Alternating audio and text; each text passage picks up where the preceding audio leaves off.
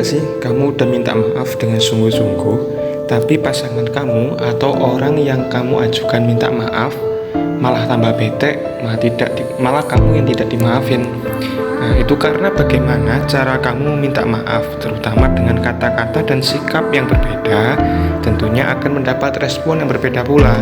Nah, buat kamu yang ingin meminta maaf secara efektif dan efisien, berikut ini pembahasan lengkapnya.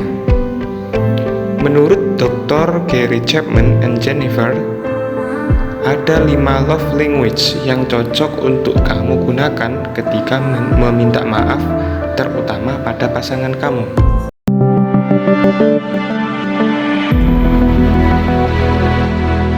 Dengan cara meminta maaf expressing regret ini, kamu harus meminta maaf dengan ekspresi yang tulus dan mengakui semua kesalahanmu. Juga yang paling penting adalah kamu berjanji gak akan mengulangi lagi.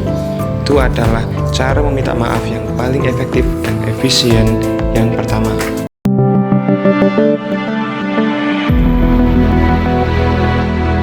Cara meminta maaf dengan request forgiveness ini sangat cocok untuk kalian ketika meminta maaf kepada pasangan. Dengan cara ini, kamu harus meminta maaf secara tulus dan mengakui kesalahanmu. Dan yang paling penting adalah biarkan pasanganmu lah yang memberikan jawaban atas kesalahanmu, dan biarkan dia yang menentukan bagaimana hubunganmu ke depan. Jadi peluang bagaimana hubunganmu ke depan tergantung bagaimana caramu meminta maaf. Semakin baik caramu meminta maaf, maka juga semakin baik hubunganmu ke depan. Begitu.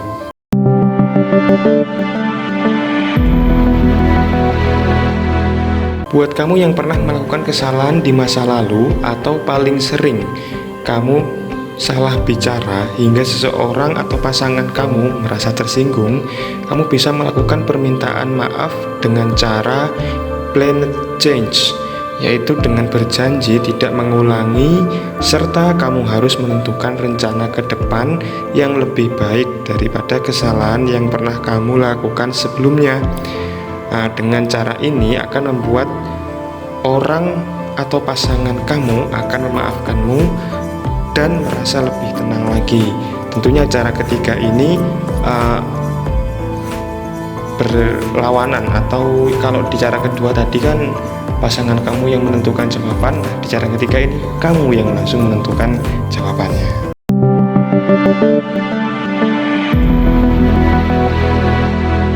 Buat kamu yang meminta maaf dengan cara make restitution ini, selain dengan ucapan maaf, kamu harus melakukan sesuatu hal yang bisa membuktikan kalau kamu benar-benar minta maaf. Bisa dibilang kamu harus melakukan usaha yang setimpal dengan kesalahan yang pernah kamu lakukan agar kamu bisa dimaafkan.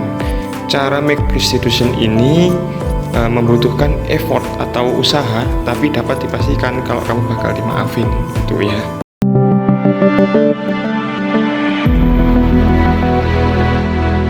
Cara meminta maaf yang terakhir yaitu bagi kamu yang melakukan permintaan maaf dengan cara accept responsibility, yaitu dengan meminta maaf dengan mengakui kesalahan. Dengan begitu akan membuat orang yang mendengarkan akan merasa lebih tenang dan pastinya akan mudah menerima permintaan maafmu. Kamu bisa menggunakan cara ini ketika kesalahan yang kamu lakukan adalah kesalahan sepele. Kalau kesalahan berat, ya lakukan cara yang lain ya. Setiap orang pasti punya cara meminta maaf sendiri. Nah, dengan cara-cara tadi kamu bisa memposisikan sikap dan teknik yang pas untuk kamu lakukan ketika meminta maaf. Oke, selamat mencoba, semoga berhasil dan semoga dimaafkan.